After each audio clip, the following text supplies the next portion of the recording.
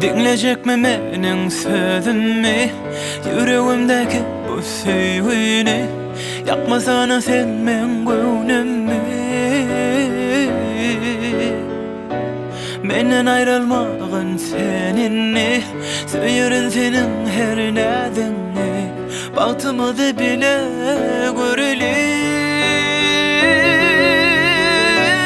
Dünyada sen yakacak, ben bilen bile bolca.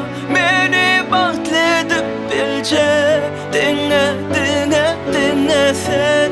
Dünyada sen yakacak, ben bilen bile bolca.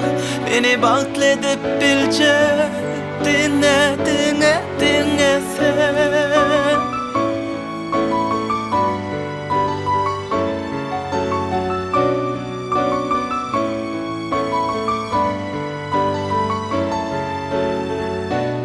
Elmadama bol sen yanımda, söyün aylanıp durganımda. Neşe günler yok sen yanımda.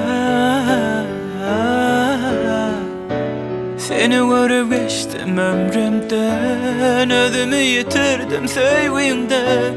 O da derin alası kaygıda. Dünyada sen yakacak, ben bilen bile bolca. Beni bakledip bilce, dinle sen. Dünyada sen yakacak, ben bilen bile bolcak.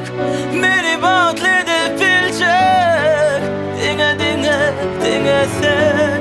Ayrılmarım senden, sensiz dünyam karanlık. Ne için anmayan bilsin ben sen özümkü. Ne cevap gelmedin, sen mır bilsen bağ bizimki.